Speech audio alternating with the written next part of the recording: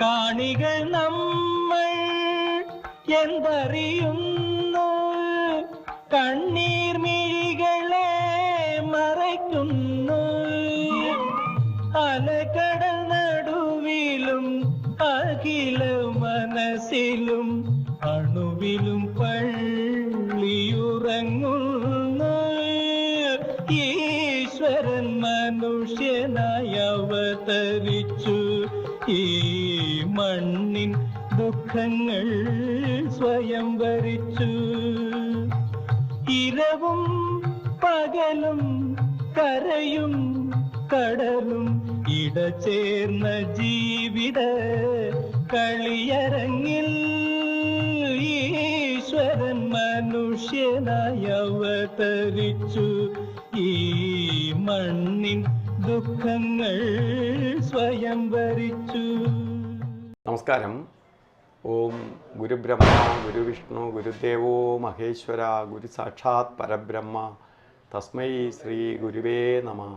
ഇന്ന് ഭഗവാന്റെ തിരുനാളുമായി ബന്ധപ്പെട്ട് ധാരാളം ഭഗവാന്റെ ഇഷ്ടപ്പെട്ട ആൾക്കാർ വന്നിട്ടുണ്ട്. അതിൽ ഇന്ന് നമുക്ക് അതിഥി എന്ന് പറയാൻ പറ്റില്ല. നമ്മളെ ആശ്രമത്തിൻ്റെ ഒരംഗം, ഭഗവാന്റെ ഒരു പരമഭക്തൻ, അതിലുപരി നല്ലൊരു ജീവകാരുണ്യ പ്രവർത്തകൻ ആയിട്ടുള്ള വേണുഗോപാൽ ചേട്ടനാണ് ഇന്ന് നമുക്ക് അതിഥിയായി വന്നിരിക്കുന്നത്. അപ്പോൾ അദ്ദേഹത്തെ ഈ ഭഗവാന്റെ ഈ ചാനലിലേക്ക് യാത്രവുമായി സ്വാഗതം ചെയ്യുന്നു. നമസ്കാരം ചേട്ടാ. ഭഗവാൻ ചിന്താലയേശൻ്റെ പവിത്ര പാദങ്ങളിൽ സാഷ്ടാംഗം പ്രണമിക്കുന്നു. ഇന്നിവിടെ എത്തിപ്പെടാൻ മഹാഭാഗ്യം കിട്ടിയ, അല്ലെങ്കിൽ ഭഗവാന്റെ അനുഗ്രഹം കിട്ടിയ ആയിരക്കണക്കിന് ഒരാളാകാൻ ഈ ഉള്ളവനും ഒരു അവസരം കിട്ടി, അല്ലെങ്കിൽ ഭഗവാന്റെ അനുഗ്രഹം കിട്ടി എന്ന് വിശ്വസിക്കുന്ന ഒരാളാണ് ഞാൻ. ഭഗവാനെ ആദ്യം കാണുന്നത് ഒരു കുഞ്ഞെന്നല്ല, ഞാനൊരു പ്രീ ഡിഗ്രി വിദ്യാർത്ഥിയായിരുന്ന സമയത്താണ് കള്ളിക്കാട് പോയിട്ട് ഭഗവാനെ ആദ്യം കാണുന്നത്. അന്ന് ഒരു വലിയ തോർത്തുമുണ്ടും അല്ലെങ്കിൽ ചെറിയൊരു മുണ്ടും ഒരു തോർത്തുമുണ്ടുമായിട്ട് നിരന്തരം പുക വലിച്ചുകൊണ്ടിരിക്കുന്ന ഒരാളെയാണ് അവിടെ കാണാൻ കഴിഞ്ഞത്. അത് 69, 70 ആ കാലഘട്ടങ്ങളിലാണെന്ന് എനിക്ക് ഓർമ്മയുണ്ട്. അത് കഴിഞ്ഞിട്ട് പിന്നെ ഇടയ്ക്കിടയ്ക്ക് അവിടെ പോകുമായിരുന്നു. അപ്പോഴെപ്പോഴും കാണുന്നത് ഈ പുക വലിച്ചുകൊണ്ടിരിക്കുന്ന ഒരു മാന്യ ദേഹത്തെ, അല്ലെങ്കിൽ ഒരു മഹത് വ്യക്തിത്വത്തെ ആണ് കണ്ടിരുന്നത്. പിന്നെയാണ് അദ്ദേഹത്തിൻ്റെ കാര്യങ്ങൾ മനസ്സിലാക്കിയത്. അപ്പോൾ കൂടുതൽ അടുപ്പം, അല്ലെങ്കിൽ ആ മഹാത്മാവിനോടുള്ള അത് വളരെ കൂടുതൽ ശക്തമായിട്ട് വന്നു. പിന്നെ ഇടയ്ക്കിടയ്ക്ക് പോകുമായിരുന്നു. പിന്നെ കുറേ കാലങ്ങൾ വിദ്യാഭ്യാസവും ഇതൊക്കെ അതിന് ശേഷം പഠനമൊക്കെ കഴിഞ്ഞിട്ട് പിന്നെ ഞാൻ RSSൻ്റെ മുഴുവൻ സമയ പ്രവർത്തകനായി പോയി കുറേ കാലങ്ങൾ അദ്ദേഹവുമായിട്ട് ബന്ധം ഉണ്ടായിരുന്നില്ല. പിന്നെ അത് കഴിഞ്ഞതിന് ശേഷമാണ് ഭഗവാൻ ചിന്താലയേശൻ്റെ സമീപത്തിലേക്ക് എത്താൻ ഒരു അനുഗ്രഹം വീണ്ടും ഭഗവാൻ തന്നത്. അതിനുശേഷം കഴിഞ്ഞ ഒരു 10-15 വർഷങ്ങളായിട്ട് മിക്കവാറും എല്ലാ മാസവും ഇവിടെ വന്ന് ഭഗവാനെ കാണും, ഭഗവാനെ കണ്ടിട്ട് പോകും. അപ്പോൾ അതിന് പ്രത്യേകതയിൽ ഞാനിപ്പോഴും ശ്രദ്ധിക്കുന്നത്, സാധാരണ വളരെ നേരത്തെ ആയിരിക്കും വരിക. അതിൻ്റെ കാരണം, വളരെ നേരത്തെ വരുന്നാൽ ഒരു 6:30-7 മണിക്കൊക്കെ ഇവിടെ എത്തിയാൽ പൊതുവേ അദ്ദേഹത്തെ കാണാനുള്ള ആൾക്കാരുടെ എണ്ണം കുറവായിരിക്കും. ചില ദിവസങ്ങളിൽ ആരും ഉണ്ടാവില്ല. ആ സമയത്ത് ഭഗവാൻ ഇങ്ങനെ ഭൗതിക കാര്യങ്ങൾ വിട്ടിട്ട് ആധ്യാത്മിക തലത്തിലുള്ള കാര്യങ്ങൾ ആയിരിക്കും അദ്ദേഹം സംസാരിക്കുക. അതിൽ എനിക്ക് ഏറ്റവും അതിശയമെന്ന് പറയുന്നതിൽ അർത്ഥമില്ലാതൊരു യാഥാർത്ഥ്യമാണ് തോന്നിയ ഒരു കാരണം, ഭഗവാന്റെ മുന്നിൽ ഞാൻ എത്തുമ്പോൾ ഭഗവാനോട് എന്തെങ്കിലും സംശയം, ആധ്യാത്മിക കാര്യങ്ങൾ, ആ തരത്തിലുള്ള കാര്യങ്ങളെ കുറിച്ച് സംശയം എൻ്റെ മനസ്സിൽ വന്നാൽ അന്ന് ഭഗവാൻ സംസാരിക്കുന്നത് അതിന് ഉത്തരം തരുന്ന രൂപത്തിലായിരിക്കും.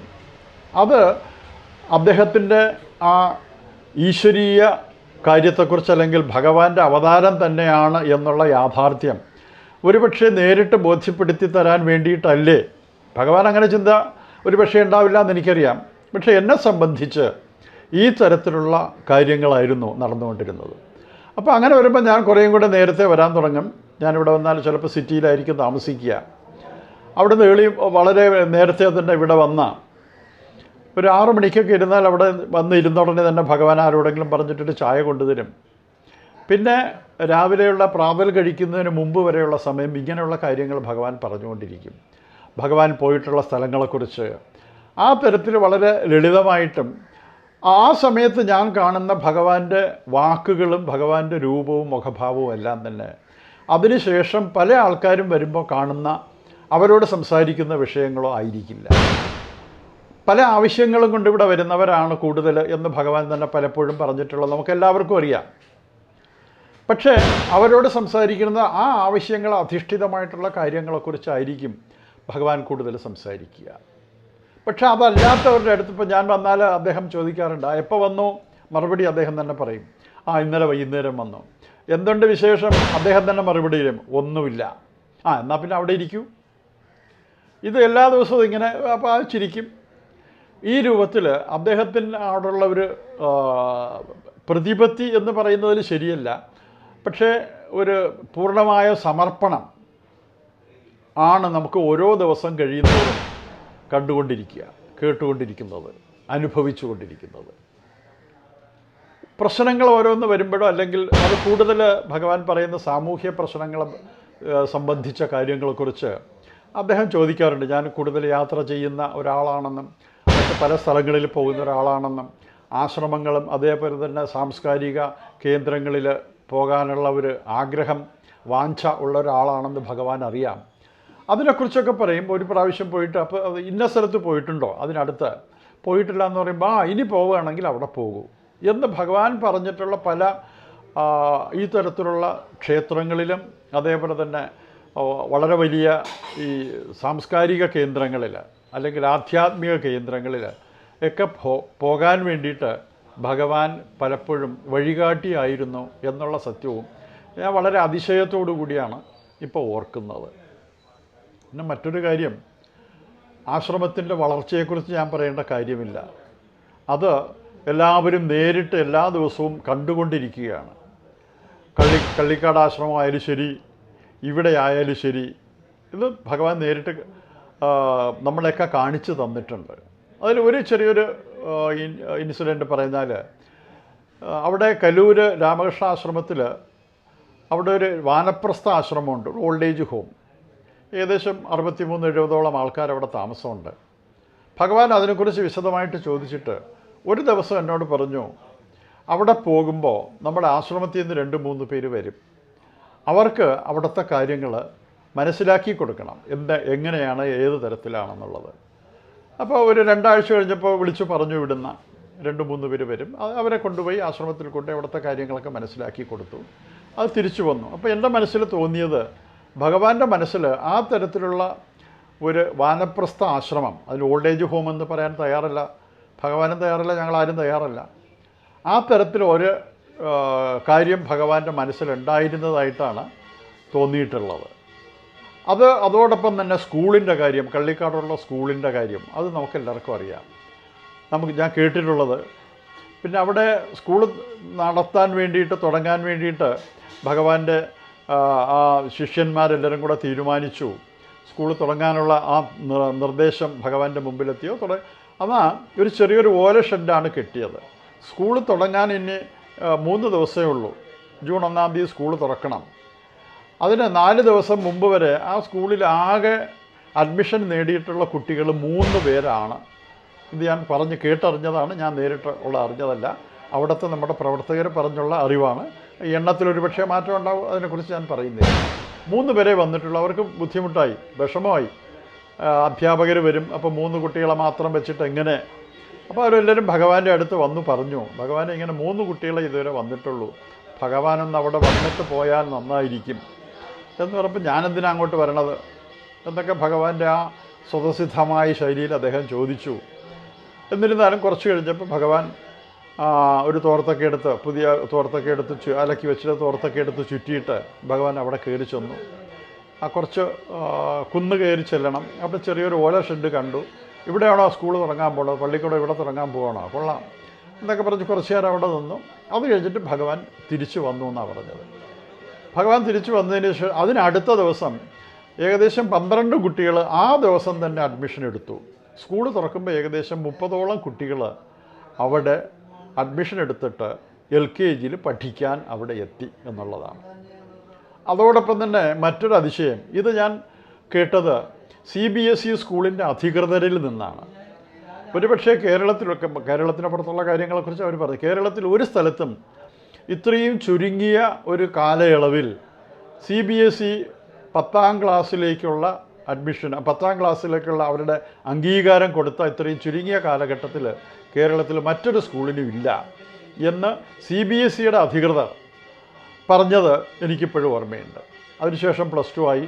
പിന്നെ ആ സ്കൂളിൻ്റെ വളർച്ച, ആ സ്കൂളിൽ നമ്മൾ എല്ലാവരും പോയി കാണണം. അവിടെ പ്രകൃതിയെ ഒരു തരത്തിലും ദ്രോഹിക്കാതെ, കയറ്റിറക്കമുള്ള സ്ഥലമാണ്, കുന്നും ഇതൊക്കെയുള്ള സ്ഥലമാണ്. അത് ഒരു സ്ഥലത്ത് തന്നെ കുന്ന് ഇടിച്ചു നിരത്താതെ ആ കുന്നിൻ്റെ ഭംഗി അത് നിലനിർത്തിക്കൊണ്ട് പ്രകൃതിയെ സ്വാംശീകരിച്ചുകൊണ്ട് തന്നെയാണ് ഭഗവാൻ അവിടെ ആ കാര്യങ്ങൾ നടത്തിയിട്ടുള്ളത്. ഇപ്പോഴും അതിമനോഹരമായിട്ട് അതിഗംഭീരമായിട്ട് നടക്കുന്ന ഒരു സ്കൂളായിട്ട് നമുക്ക് കാണാം അതിൽ.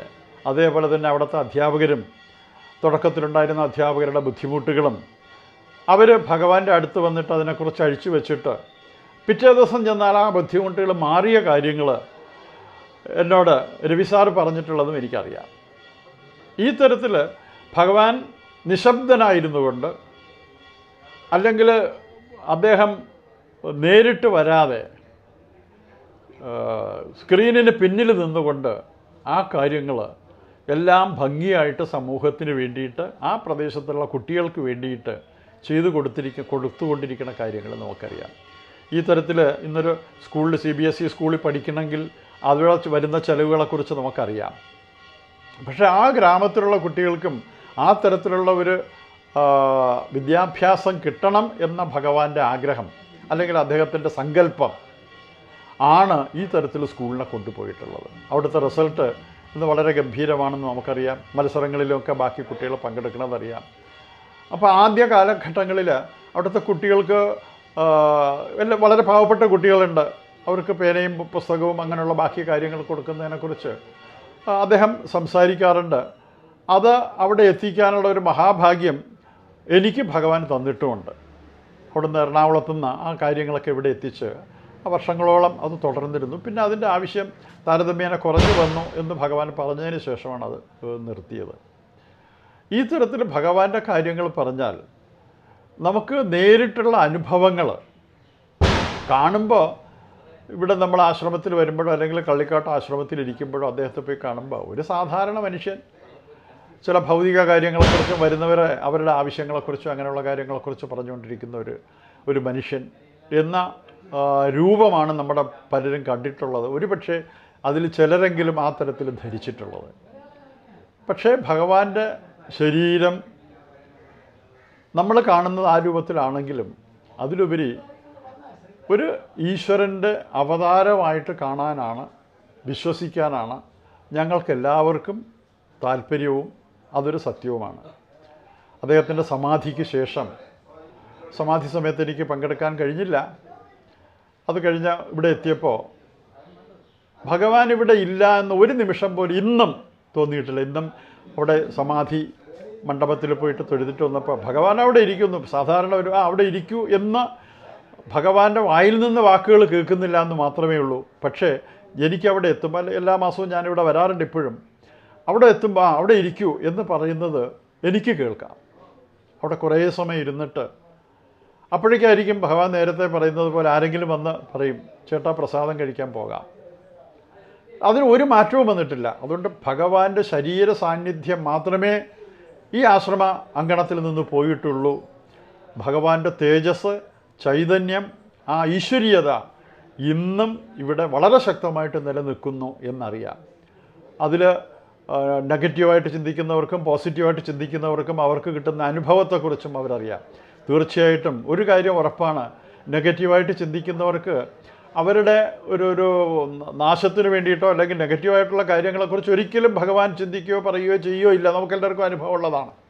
ഇവിടെ നിന്നുകൊണ്ട് തന്നെ ആശ്രമ അന്തരീക്ഷത്തിൻ്റെ ആ ചില കാര്യങ്ങൾക്ക് അനുകൂലമല്ലാത്ത ചിന്തിച്ചവരുടെ അവസ്ഥയെക്കുറിച്ച് നമുക്കറിയാം. പക്ഷെ ഭഗവാൻ അവർക്ക് വേണ്ടിയിട്ടും പ്രാർത്ഥിക്കുന്നത് എന്നോട് പറയുന്നത് ഞാൻ കേട്ടിട്ടുണ്ട്. ആൾക്കാരുടെ പേരൊന്നും ഞാൻ പറയാൻ ഉദ്ദേശിക്കുന്നില്ല.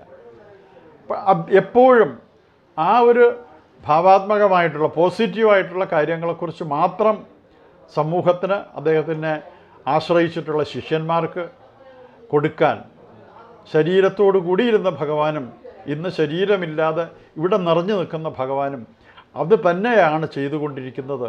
അത് തന്നെയായിരിക്കും എപ്പോഴും ചെയ്യുന്നത്. ഒരു കാര്യം നമുക്ക് മനസ്സിലാക്കാം.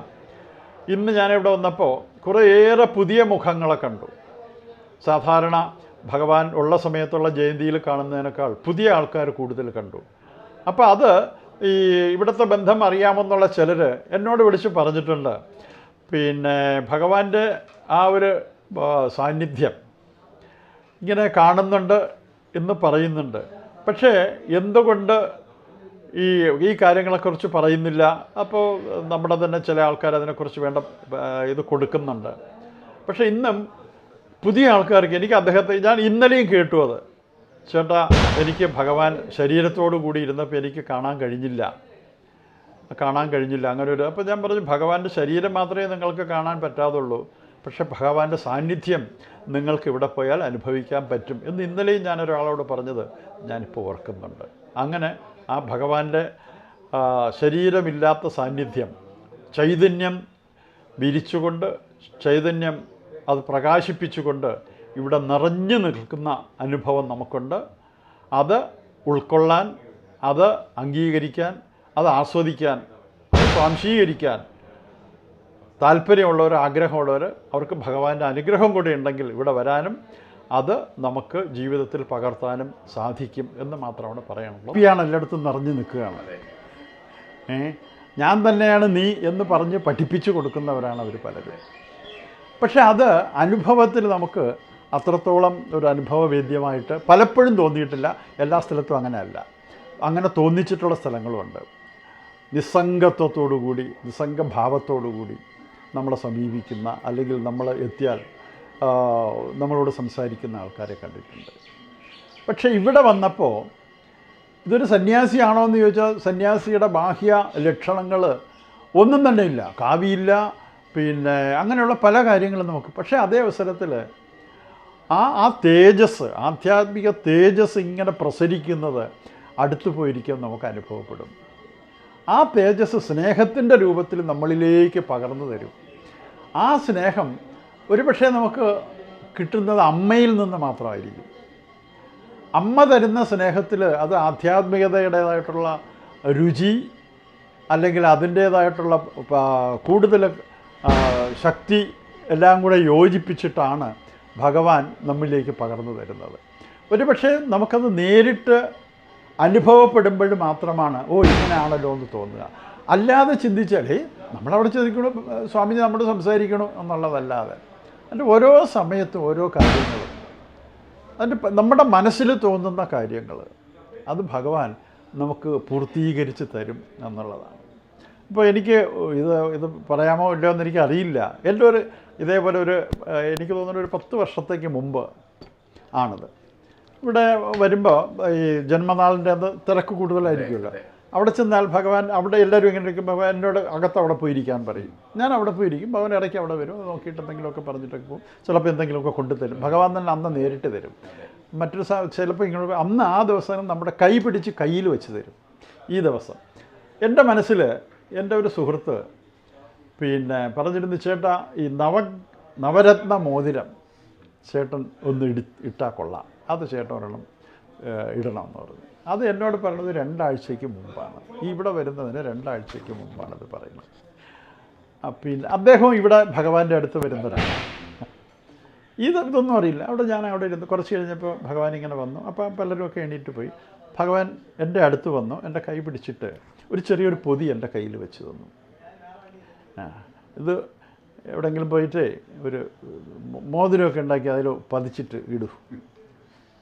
എനിക്ക് അതിശയമായിപ്പോയി. ഞാൻ തുറന്ന് നോക്കിയപ്പോൾ അതിൽ നവരത്നത്തിൻ്റെ സെറ്റാണ്. ഞാൻ ഓൺലൈൻ തന്നെ ഇവിടെ വന്നു. എന്നിട്ട് ഇവിടെ തന്നെ വരുന്ന ഈ സ്വർണം ഉണ്ടാക്കുന്ന ഒരു ആളുണ്ട്. അപ്പോൾ അയാളോട് പറഞ്ഞിട്ട് എത്ര രൂപയാകും എന്നൊക്കെ പറഞ്ഞ് അത് ചെയ്തു. എന്നിട്ട് അത് പണിതിട്ട് ഭഗവാന്റെ കയ്യിൽ കൊണ്ട് കൊടുക്കും. അയാൾ തന്നെ ഭഗവാന്റെ കയ്യിൽ കൊണ്ട് കൊടുത്തു. പിന്നെ അതിനുശേഷം ഞാൻ വന്നപ്പോൾ ആണ് ഭഗവാൻ ഇങ്ങനെ കയ്യിൽ കുറേ സമയം പിടിച്ചു വെച്ചിട്ട് അതെൻ്റെ കയ്യിലെത്തുന്നത്. അപ്പോൾ എൻ്റെ മനസ്സിൽ തോന്നിയ ആഗ്രഹം, സാധാരണ അങ്ങനെ തോന്നാൻ പാടില്ലാത്തതാണ് ആഗ്രഹങ്ങൾ തോന്നാൻ പാടില്ല. പക്ഷേ ഇങ്ങനെ ഒരാൾ എന്നോട് പറഞ്ഞു, അപ്പോൾ എന്തെങ്കിലും കാരണം ഉണ്ടാവും. അപ്പോൾ അതിൻ്റെ ഇതൊക്കെ കൂടി പോകുമ്പോൾ അതിൻ്റെ നിമിത്തമായിട്ട്, അതാണ് ഞാൻ പറഞ്ഞത്, പറയാൻ പാടുണ്ടോ ഇല്ലെന്ന് എനിക്കറിയാമെന്നുള്ളത്. ഈ തരത്തിലുള്ള ഇങ്ങനെയുള്ള അനുഭവങ്ങൾ കുറേയുണ്ട്, കുറച്ചൊന്നുമല്ല ഉള്ളത്. അതുപോലെ പല ആൾക്കാരും ഇവിടെ പറഞ്ഞയക്കുമ്പോഴും പിന്നെ ഈ തരത്തിലുള്ള അനുഭവങ്ങൾ നമുക്കുണ്ടായി. പിന്നെ മറ്റൊന്ന് എന്ന് പറഞ്ഞാൽ ഞാൻ പലപ്പോഴും ശ്രദ്ധിച്ചിട്ടുള്ളൊരു കാര്യം, ചേട്ടനിലൂടെ സ്വാമിക്ക് ഒരു പ്രത്യേക താല്പര്യം. ഭഗവാൻ എല്ലാവർക്കും പ്രിയങ്കരനാണ്, എല്ലാവരും സ്നേഹസ്വരൂപനാണ്. എങ്കിൽ പോലും ചില ആത്മാക്കളോട് ചില പ്രത്യേകത കാണിക്കുന്നതായിട്ട് ഞാൻ കണ്ടിട്ടുണ്ട്. അങ്ങനെ ഒരു പ്രത്യേകത തോന്നിയിട്ടുള്ള ഒരാളാണ് ചേട്ടൻ. എപ്പോഴും ചേട്ടൻ വന്നാലും ഒരുപാട് സമയം, സാധാരണയായിട്ട് ഒരാളിന് അനുവദനീയമായ സമയം എന്ന് പറയുന്നത് ചിലപ്പോൾ 5 മിനിറ്റോ 10 മിനിറ്റോ കഴിയുമ്പോൾ കാപ്പി കുടിച്ചിട്ട് അല്ലെങ്കിൽ ഊണ് കഴിച്ചിട്ട് അതുവഴി പൊക്കോളാൻ പറയും. അപ്പോൾ ചേട്ടൻ്റെ ആണെങ്കിൽ പോയി ആഹാരം കഴിച്ചിട്ട് വരാൻ പറയും. എന്നിട്ട് അവിടെ ഇരുന്നിട്ട് ചേട്ടൻ അടുത്ത് തന്നെ ഇരുത്തിയിട്ട് ചേട്ടന് തോന്നുന്ന സമയത്താണ് ചേട്ടൻ പോണേ. അപ്പോൾ അത് അങ്ങനെ ഒരു അടുപ്പം എനിക്ക് പലപ്പോഴും ഭഗവാന്റെ അടുത്ത് വരുന്ന സമയത്ത് എനിക്ക് മനസ്സിലായിട്ടുണ്ട്. അപ്പോൾ അതിന് പ്രത്യേക കാരണങ്ങളെല്ലാം ഉണ്ട് കേട്ടോ.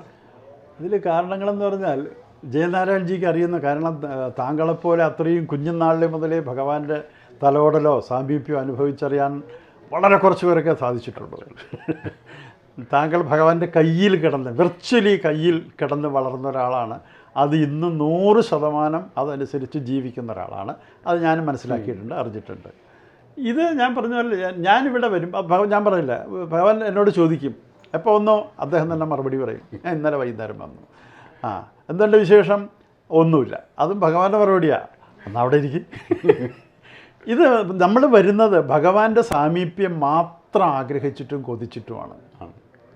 ഇവിടെ വരിക എന്ന് പറഞ്ഞാൽ ഒരു ദിവസം അതിന് വേണ്ടി മറ്റെന്ത് കാര്യങ്ങളുണ്ടെങ്കിലും ശരി അത് മാറ്റി വെച്ചിട്ട്, അതുകൊണ്ട് ഞാൻ നേരത്തെ പറഞ്ഞു, അത് ഞാൻ രാവിലെ വന്നാൽ ഒരു 6 മണിക്കൊക്കെ വന്നാൽ ആരും ഉണ്ടാവില്ല.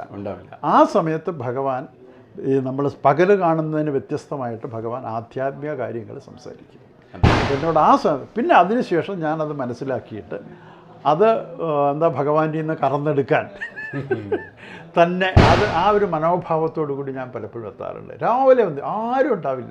ഞാൻ വന്നിരുന്ന ഉടനെ തന്നെ ഇത് പറഞ്ഞിട്ട് ആരോടെങ്കിലും പറഞ്ഞൊരു ചായ കൊണ്ടുവരും, എന്നിട്ട് അവിടെ ഇരുത്തിയിട്ട് അപ്പോഴാണ് ഞാൻ ഭഗവാൻ അല്ലാതെ ആധ്യാത്മിക കാര്യങ്ങൾ പറയുന്നത് ഞാൻ ഇല്ല. അത് അർഹത അല്ലാത്ത ആൾക്കാരിരുന്ന സ്വാമി അതിനെക്കുറിച്ച് സംസാരിക്കും. എല്ലാം ഇപ്പം പറയും, ഓരോരുത്തർ വരുന്നുണ്ട്. പിന്നെ അവർ ഈ ഓരോ ഭാണ്ഡങ്ങൾ കയറ്റിയിട്ടാണ് വരുന്നത്. അത് ഭഗവാന്റെ തലയിൽ കൊണ്ട് വെച്ചിട്ട് പോകാനാണ് പലരും വരുന്നത് ഈ തരത്തിൽ. അപ്പോൾ അവിടെ ഗേറ്റിൽ വരുമ്പോൾ തന്നെ ഭഗവാൻ ഇവിടെ അറിയാം. അത് എനിക്ക് 2-3 അനുഭവങ്ങൾ ഉണ്ടായിട്ടുണ്ട്. ഇപ്പോൾ വരുമ്പോൾ ഇപ്പം നമ്മളവിടെ ഭഗവാനോട് ചോദിച്ചിട്ടില്ലേ, ഭഗവാനുള്ള സമയത്ത് കടത്തി വിടുകയുള്ളൂ. അപ്പോൾ വന്ന് ചോദിക്കും, ഇങ്ങനെ ഒരാൾ ഇന്നടത്ത് വന്നിട്ടുണ്ട്. എനിക്ക് ഒരിക്കൽ ഒരു അനുഭവം ഉണ്ടായത്, ആലുവയിൽ നിന്ന് ഒരാൾ വന്നിട്ടുണ്ട് എന്നോ ഭഗവാന്റെ അടുത്ത് വന്നൊരാൾ പറഞ്ഞു. അത് കഴിഞ്ഞിട്ട് ഭഗവാൻ ഇങ്ങനെ ഒരു നിമിഷം നോക്കിയിരുന്നിട്ട്, ഇവിടെ എന്ത് കാണാനുള്ളത്? ഞാനിവിടെ ഇരിക്കണം, എൻ്റെ അമ്മയച്ഛൻ ഉണ്ടാക്കി തന്ന സ്ഥലത്ത് ഞാനിരിക്കും, ഇവിടെ എന്ത് കാണാനായിട്ടുള്ളത്? ഈ തരത്തിലാണ് ഭഗവാന്റെ മറുപടി ഉണ്ടാവുക. അത് കഴിഞ്ഞിട്ട് അദ്ദേഹം പറഞ്ഞാൽ വന്ന് കണ്ടിട്ട് പൊക്കോളാൻ പറയും എന്ന് പറഞ്ഞ് അയാൾ വന്ന് കണ്ടിട്ട് ഉള്ളിൽ പോലും കേട്ടില്ല.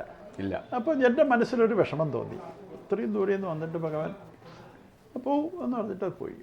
പക്ഷേ ആ സമയത്ത് പിന്നെ അത് കഴിഞ്ഞിട്ടുള്ള 1-2 സന്ദർഭങ്ങളിൽ അയാൾ ഈ കോമ്പൗണ്ടിൽ പോലും കയറ്റാൻ അർഹമല്ലാത്ത ഒരാളാണ് എന്ന് എനിക്ക് ബോധ്യപ്പെട്ടു.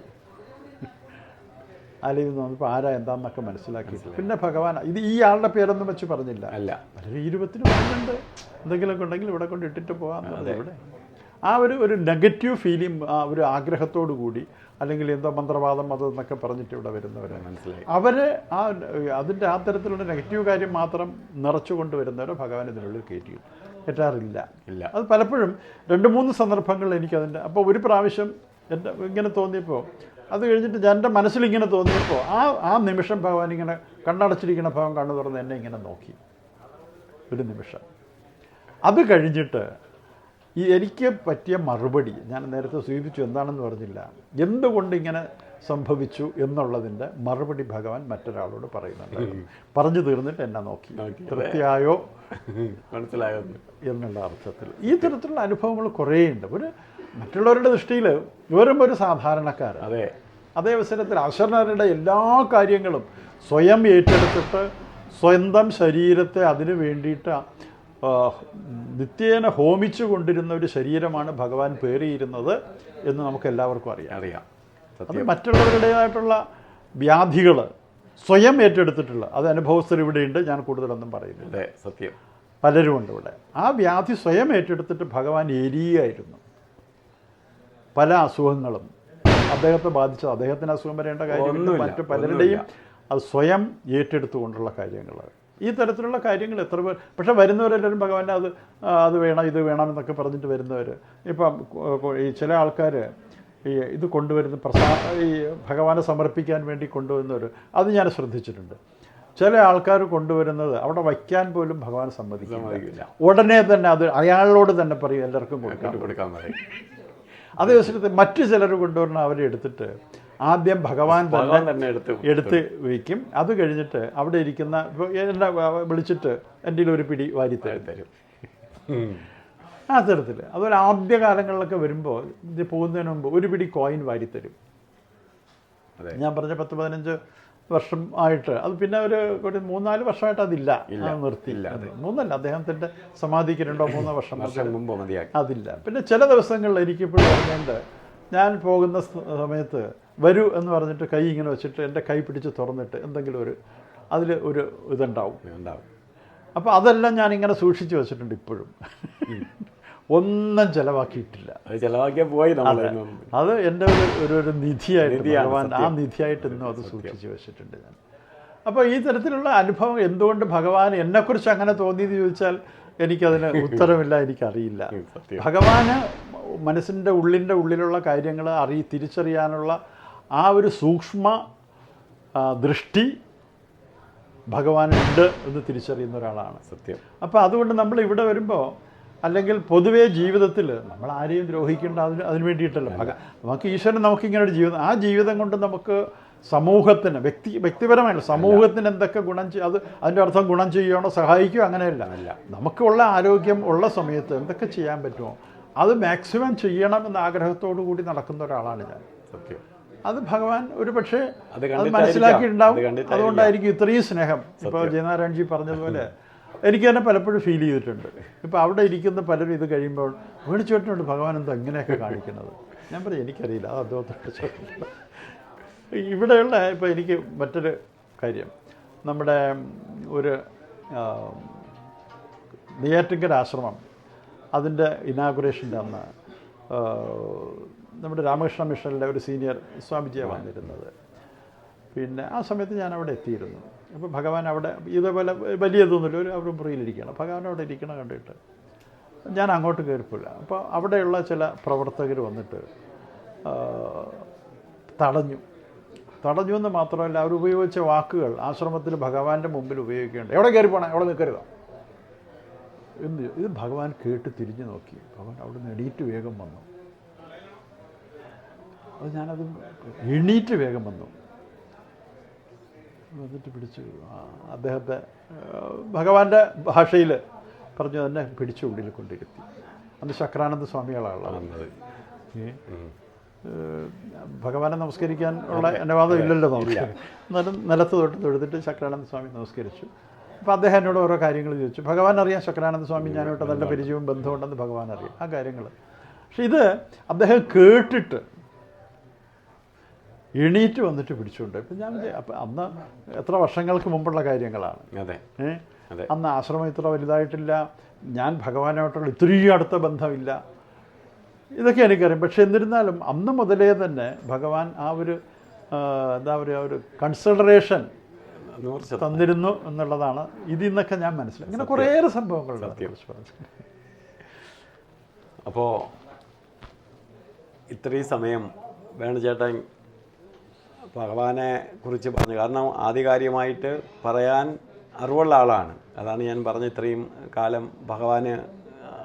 കാരണം ഭഗവാൻ പറയും പോലെ ഈ സന്യാസി വര്യന്മാർക്ക്, യോഗി വര്യന്മാർക്ക് ഒരു പ്രത്യേകതയുള്ളത്, അവർ അന്നന്ന് കണ്ടതിനെ വാഴ്ത്തുന്നു മാമുനികൾ. ആ വന്നിരിക്കുന്ന അവരുടെ മനസ്സ്, അവരുടെ ചിന്താഗതി, അവരുടെ ഹൃദയം കാണുന്ന ആളാണ് ഭഗവാൻ. അപ്പോൾ ഹൃദയശുദ്ധിയോടുകൂടി നല്ല പ്രവൃത്തികൾ ചെയ്ത് നല്ലൊരു ജീവകാരുണ്യ പ്രവർത്തകനാണ്. മറ്റെല്ലാത്തിനേക്കാളുപരി അത് കണ്ട ഭഗവാനാണ് അദ്ദേഹത്തിന് അത്രയും പ്രാധാന്യം കൊടുക്കുന്നത് ഞാൻ കണ്ടിട്ടുണ്ട്. അതിപ്പോൾ പ്രേക്ഷകർ കൂടി മനസ്സിലാവും എന്ന് വിചാരിക്കുന്നു. അപ്പോൾ ഇത്രയും സമയം ഭഗവാന്റെ തിരുനാൾ ആഘോഷവുമായി ബന്ധപ്പെട്ട് വരികയും ഇത്രയും സമയം പ്രേക്ഷകർക്ക് വേണ്ടി ചെലവഴിക്കുകയും ചെയ്ത ചേട്ടന് ഒന്നുകൂടി നന്ദി, നമസ്കാരം. നമസ്തേ.